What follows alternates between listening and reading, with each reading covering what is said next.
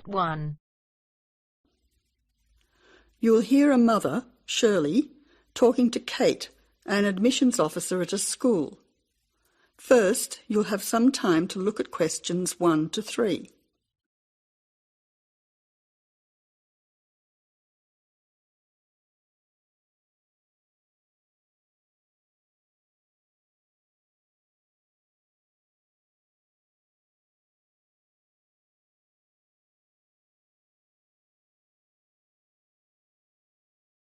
Now listen carefully and answer questions 1 to 3. Good morning. You must be Shirley Peters. My name's Kate.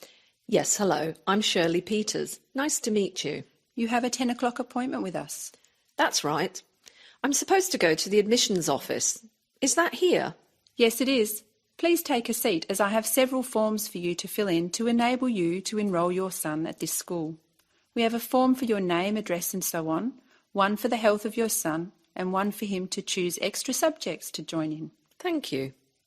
Now, firstly, this form is just so we have a record of your son's personal details. Can you fill it in for me? Yes, I'll do that now. Can I just check the details with you? Your son's first name is John. No, that's his middle name after his father, Richard John. My son's name is Colwyn. Can you please spell it C-O-L-W-I-N, not C-O-L-W-Y-N, as some people do? Yes, I'll make a note of that. And how old is Colwyn? I've put down that he's entering year 6, so therefore he's 11 years old, turning 12 this year. So at the moment, he's 11. Yes, correct. You now have some time to look at questions 4 to 10.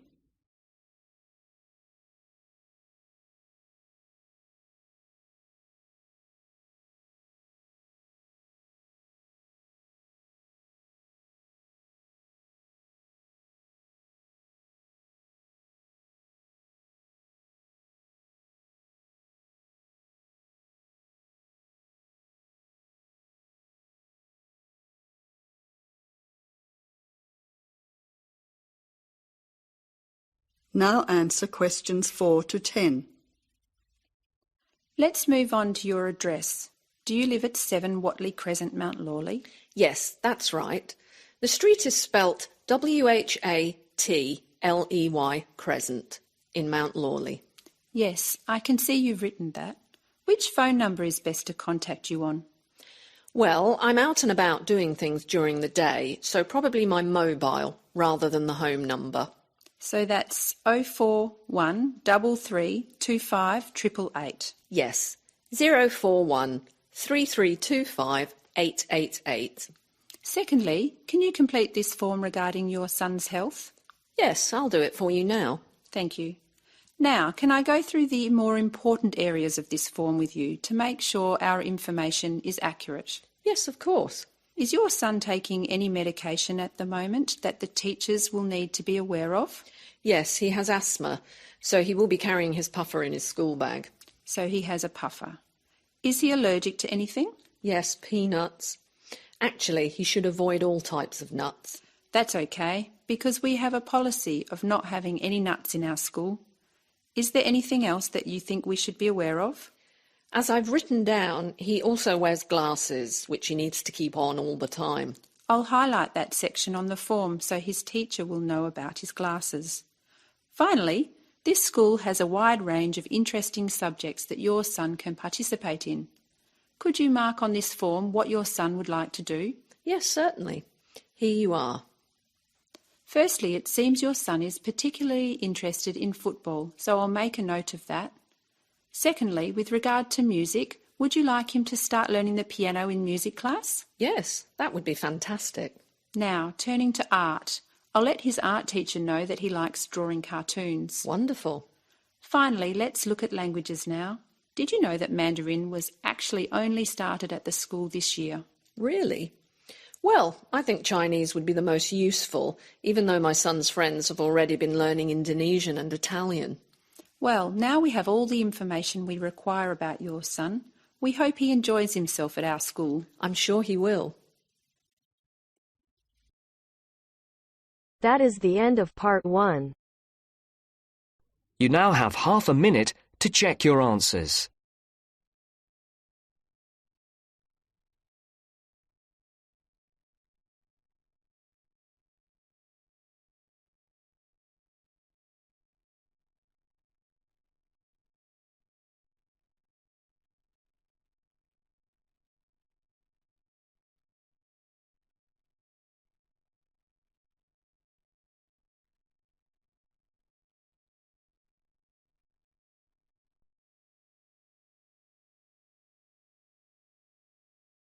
Part 2. You'll hear a TV program on an organisation of environment protection. First, you have some time to look at questions 11 to 15.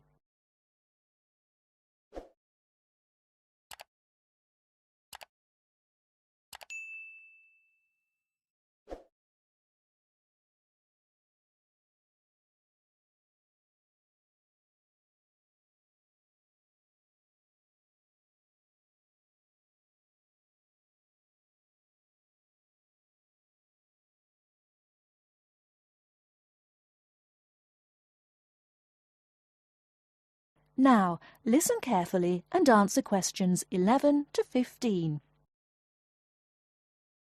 Today in our studio is Sue Gent, a staff member of Clean Up Australia. Thank you, Tony.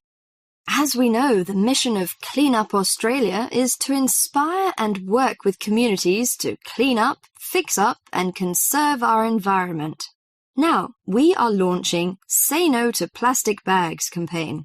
The focus is to enable shoppers and retailers to reduce the number of plastic bags handed out at checkouts. How much do you know about plastic bags? Plastic is a recyclable resource. They are manufactured from non-renewable resources like oil and gas. The embodied petroleum energy contained in 8.7 checkout bags is enough to drive a car 1 kilometre. If plastic is not recycled, this embodied energy is lost from the resource chain. An estimated 36,700 tonnes of plastic bags are disposed of in landfill sites throughout Australia each year. Australians dump 4,000 recyclable plastic bags into landfills every minute. How does plastic litter harm the environment?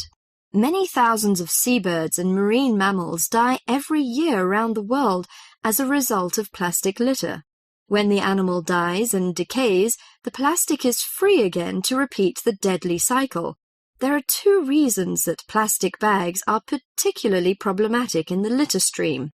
Firstly, they last from 20 to 1,000 years. Secondly, they escape and float easily in air and water, travelling long distances. Now, any questions from you? Before you hear the rest of the talk, you have some time to look at questions 16 to 20.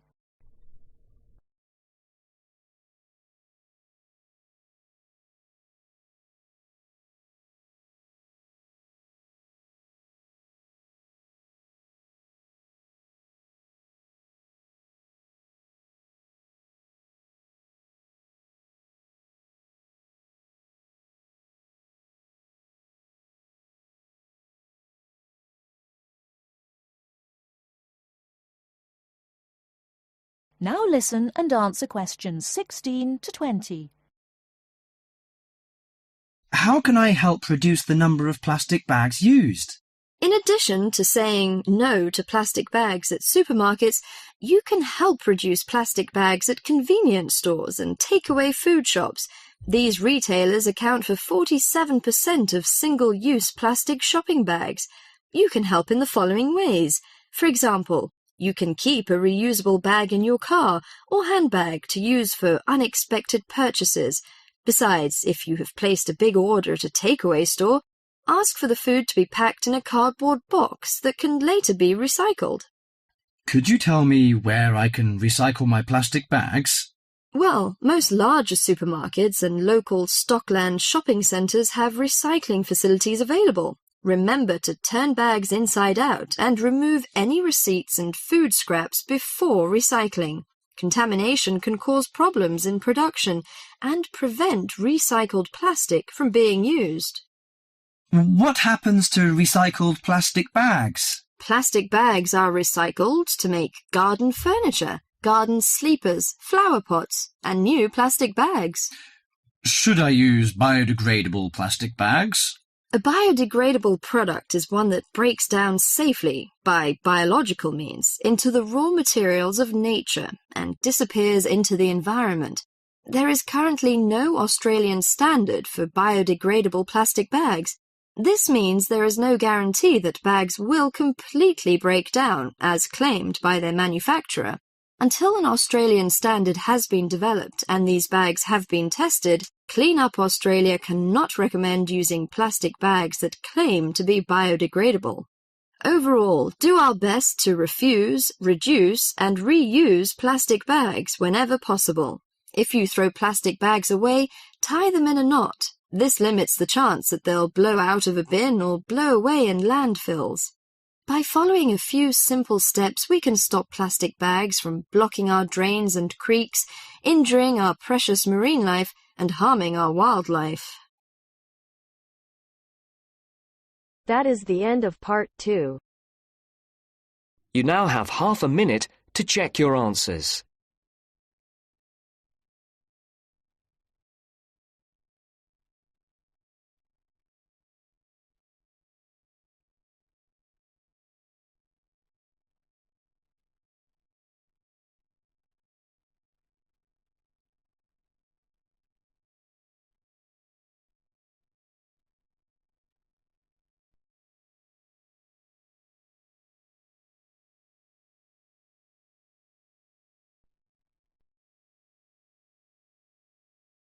Part 3.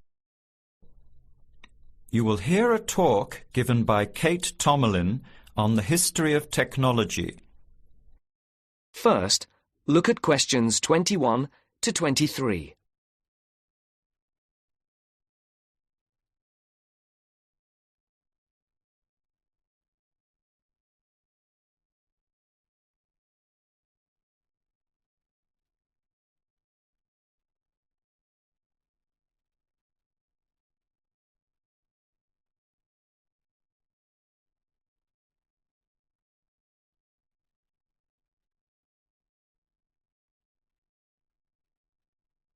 As you listen, answer the questions.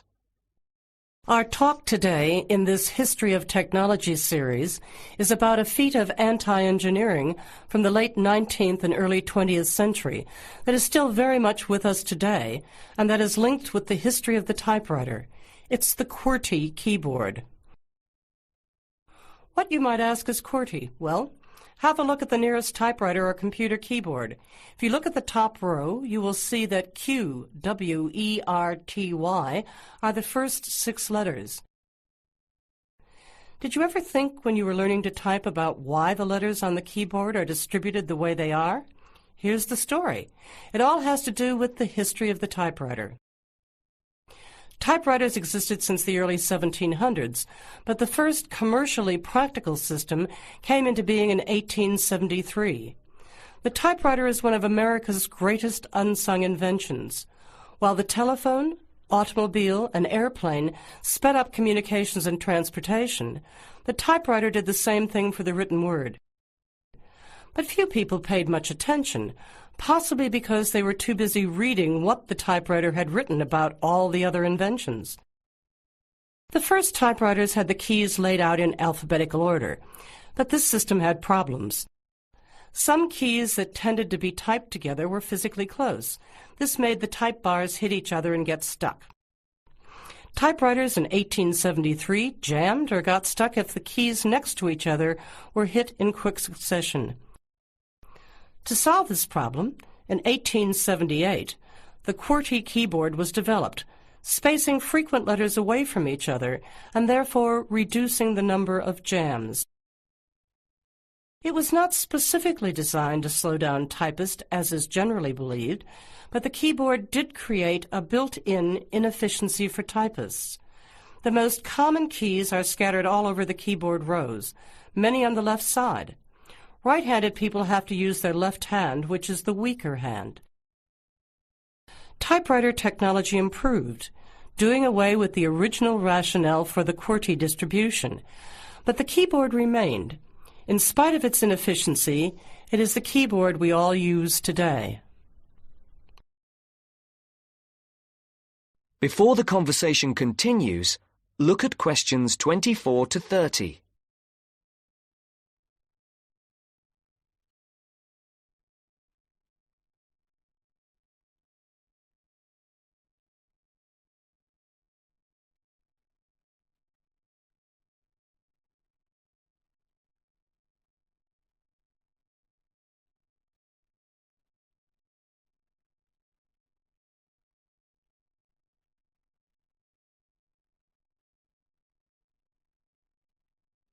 Now listen to the second part of the discussion. Already back in 1932, there was a solution to the problem. Efficiency expert August Dvorak came up with a new keyboard layout.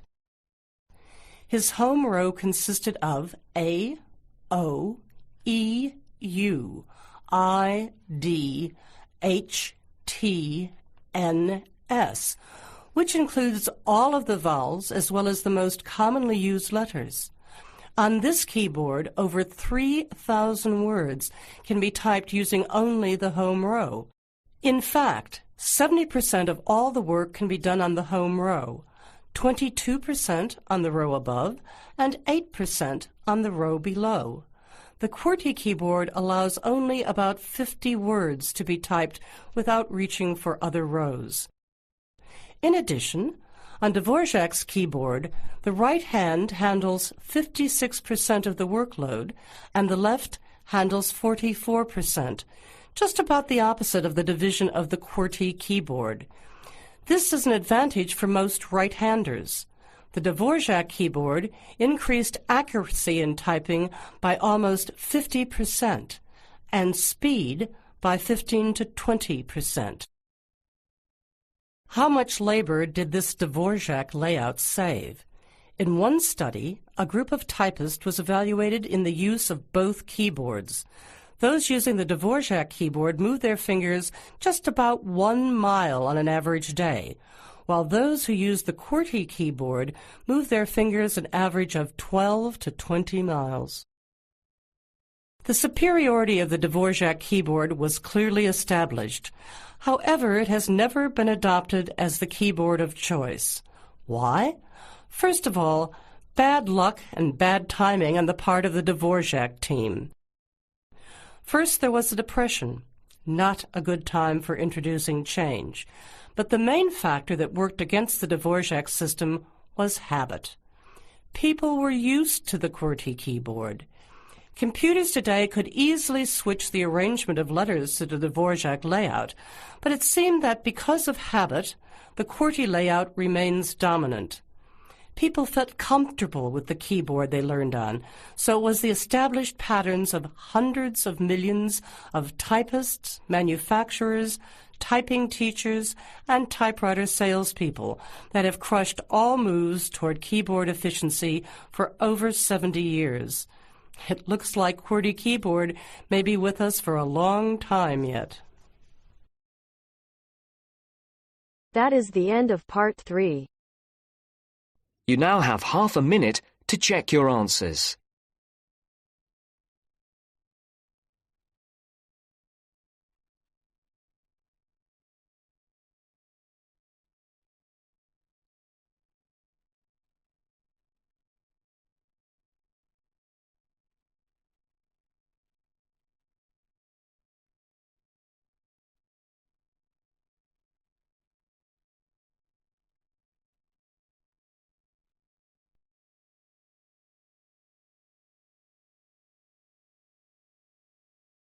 Part 4.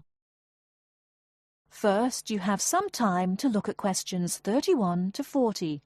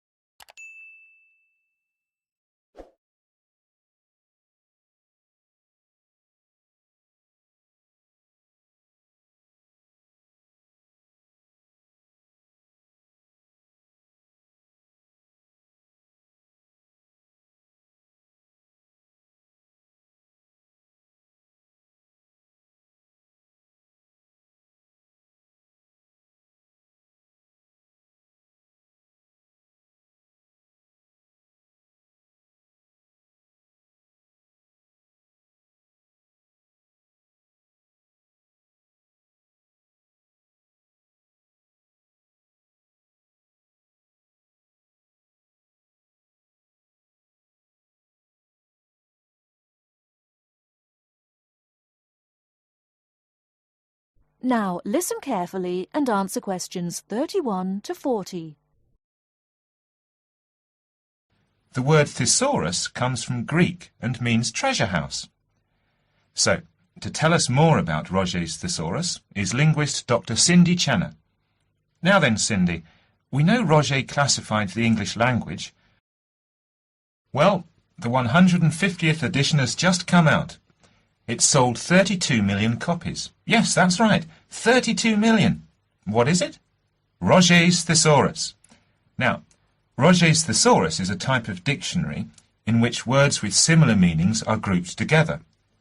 The word thesaurus comes from Greek and means treasure house. So, to tell us more about Roget's thesaurus is linguist Dr. Cindy Channer. Now then, Cindy, we know Roget classified the English language, but what do we know about the man himself?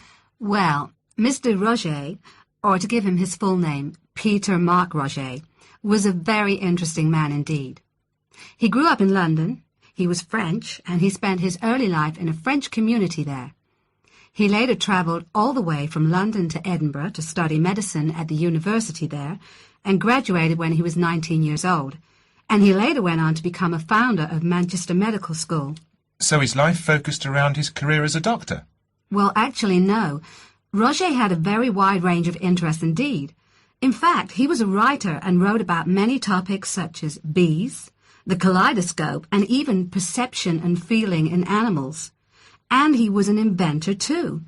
In fact, in 1814, he invented an early version of the slide rule. The slide rule? Yes, the device that can calculate numbers. Then 10 years later, he developed a prototype for the cine camera, and he also got involved in a range of different projects. For example, he became head of a commission investigating London's water supply, and he developed a method of water filtration through sand. And he was involved in the area of education. He was one of the founders of London University. And do you play chess by any chance, Mark? Yes, I do. Well, Roget invented the travelling chess set. So next time you're playing a game of chess on a train, you have Mr. Roget to thank. So, how did he actually find the time to classify the English language? Well, he only turned his full attention to the thesaurus when he retired, and that was when he was in his 70s. So what inspired him to write the thesaurus? Well, Roget believed that he should bring as much happiness and knowledge to the greatest number of people. So, during his career as a doctor, he gave free treatment to patients who couldn't afford to pay. We also know that he set up a clinic to help poor people to recover from operations and serious illnesses. Basically, he wrote the thesaurus to help people learn. He aimed to help those who needed practice in writing. He believed that writing skills would help people become more independent and lead happier lives. How popular is the thesaurus today? Well, it was first published in 1852 and it has never been out of print since. In fact, the book has become more popular with each edition that comes out. The invention of the crossword puzzle in 1913 certainly helped to increase the sales figures, though. I think the main reason why it is so popular is that it's thematic. So you can come across words that you've never even thought of when you began looking for the word in the first place. Thanks, Cindy. Now join us again after this short break, when I'll be talking to Derek Spode, chairperson of East Anglian News. That is the end of part 4. You now have half a minute to check your answers.